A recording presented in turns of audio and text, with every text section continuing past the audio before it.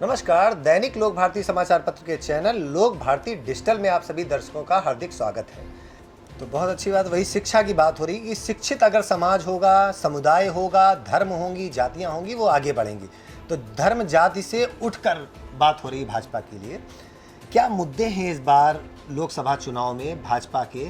किन मुद्दों पर आप लोग नीचे जमीनी कार्रवाई कर रहे हैं? मतलब देखिए, वैसे तो ये सवाल मुझे लगता है विपक्ष से पूछना चाहिए, क्योंकि सरकार तो जो कार्य करके आई है उस कार्य को आगे बढ़ाने की बात कर रही है। अगर आपने इस बार का इंतरिम बजट भी देखा हो तो इंतरिम बजट में भी यही हुआ। सरकार ने कोई भी लोक लुभावने वादे नहीं करे, जैसे अन्य सरकारें करती थी कि चुनाव के पहले यदि कोई बजट आता था तो आप ये भी लॉलीपॉप ले लो, वो भी लॉलीपॉप ले लो, ये भी फ्री ले लो, वो भी फ्री ले लो, ये भी छूट ले लो। सरकार ने ऐसा कुछ नहीं किया। आप देखिए, बहुत कैटेगरिकली सरकार ने जो इंतरिम बजट दिया है उसमें अपनी पिछली ये योजनाएं थीं, आगे ये करेंगे। और मैं भाजपा के घोषणा पत्र की बात करूं, भाजपा का घोषणा पत्र जिन लोगों ने पढ़ा हो उसमें बहुत अच्छी चीज़ ये है कि हमने 2014 से 19 तक में ये किया, 19 से 24 तक में ये किया और 24 से आगे इसमें ये वैल्यूएशन करेंगे।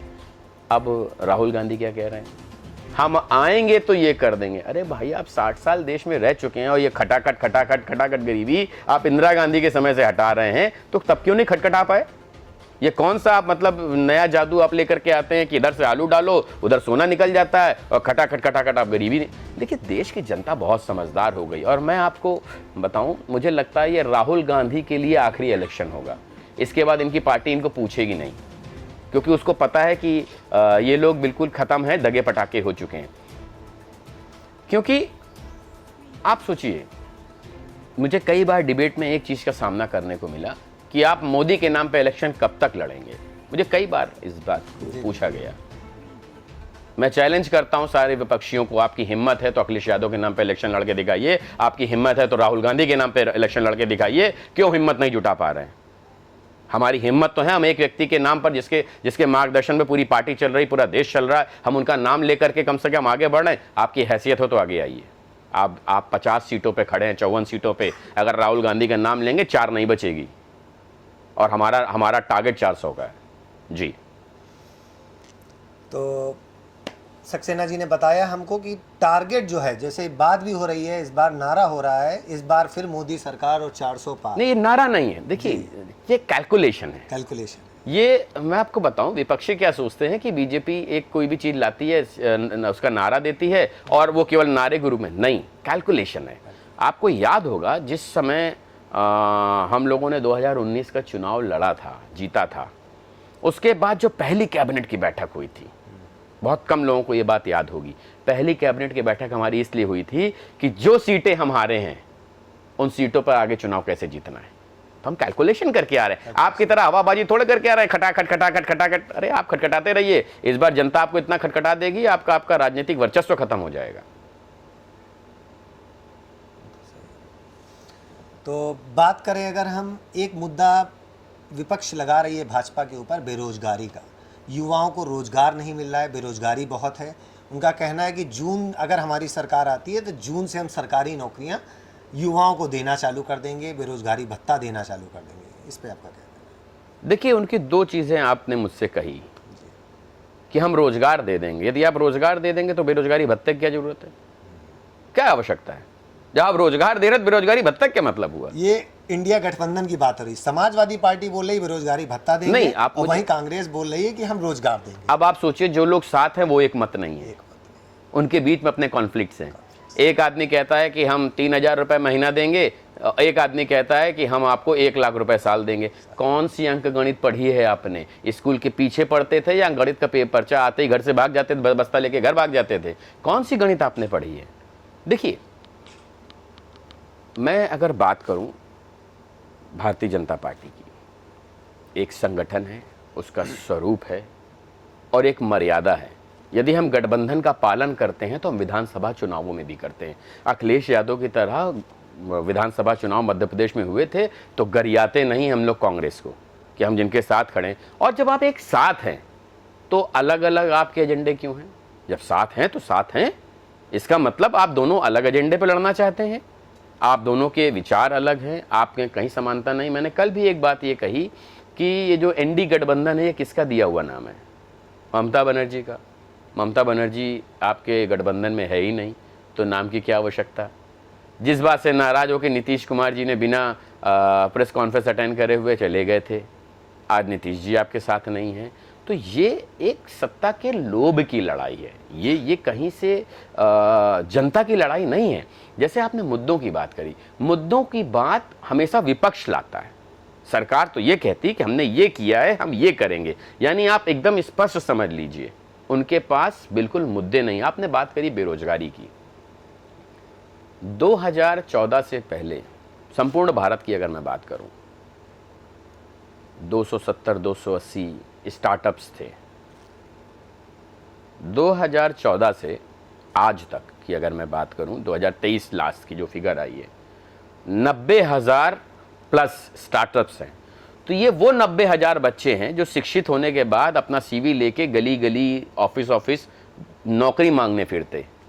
आज इन्होंने अपना स्टार्टअप किया है, आज ये रोजगार दे रहे हैं। क्या इसको रोजगार में नहीं गिना जाएगा? आप लोग राम मंदिर को धर्म से जोड़ के देख रहे हैं, आप मुझे बताइए। मैं बात नहीं करता हूँ 5 स्टार होटल्स की, मैं बात नहीं करता हूँ बहुत लग्जरी लाइफ वालों की। क्या साधारण लोग नहीं जा रहे हैं अयोध्या? क्या वो सस्ते होटलों में नहीं रुकेंगे? क्या रेडी पे खाना नहीं खाएंगे? क्या वो वहाँ के जो सराय वगैरह हैं उसमें रुकेंगे नहीं, रिक्शे का इस्तेमाल नहीं करेंगे? Same is with Kashi. क्या वहाँ अगर लोग जाएंगे तो, और उनकी जो एक आप कह सकते हो जो आर्थिक रूप से असक्षम जो तबका है वो ज़्यादा जाता है। तो वो जो लोग, जिन लोगों से वो खाएंगे, पिएंगे, घूमेंगे, रहेंगे, उनको रोजगार नहीं मिल रहा है। पहली चीज़।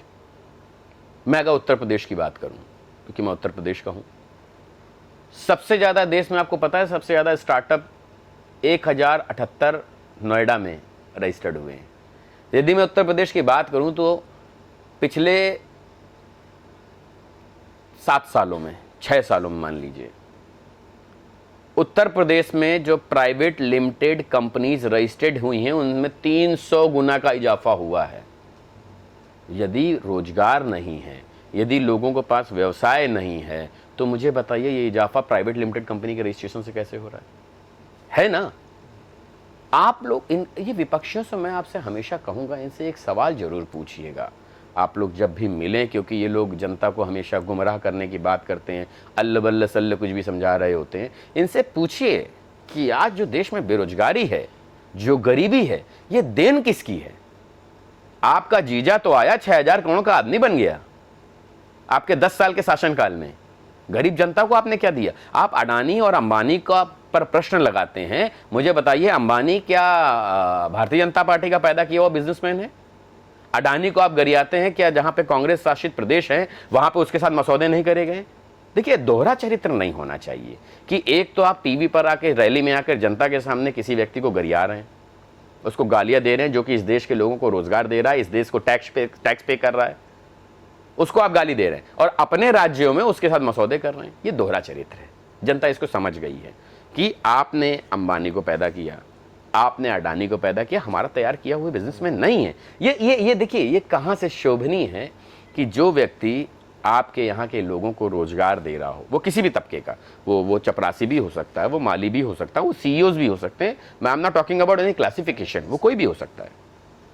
यदि वो रोजगार दे रहा है, सरकार को अपनी आय पर टैक्स दे रहा है, बैंकों को उसका लोन का फ़ायदा मिल रहा है, ब्याज मिल रहा है, आप कह देते हैं कि आपने बड़े लोगों के लोन माफ़ कर दिए, गरीबों के नहीं करे।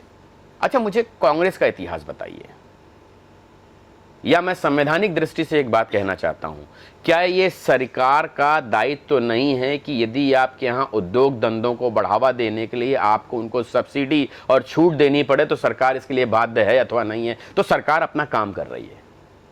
आप लोगों ने जो नहीं किया, जो आप कर नहीं पाए, क्योंकि आप लोग क्या करते थे, इलेक्टोरल बॉन्ड आने के पहले मोदी जी ने बहुत अच्छी बात कही कल, टेम्पो में पैसा मंगवा लेते थे। इलेक्टोरल बॉन्ड आने के बाद पता चल रहा है कि 54 सांसद लेके आप बैठे हैं और 1400 करोड़ रुपया लेके बैठे हैं। हम 350 सांसद लेके बैठे हैं, हमको 6,000 करोड़ मिला है।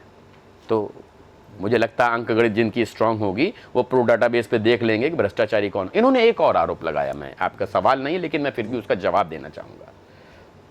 इन्होंने आरोप लगाया भारतीय जनता पार्टी पर कि जो लोग करप्ट हैं या जिनके खिलाफ मुकदमे चल रहे हैं, उन्होंने भारतीय जनता पार्टी को भी फंड किया है। मुझे एक दस्तावेज प्रोवाइड करा दीजिए जिसमें यदि उन्होंने भारतीय जनता पार्टी को फंड किया हो तो उनको कोई छूट या उनके हिसाब से कोई स्कीम बना दी गई हो।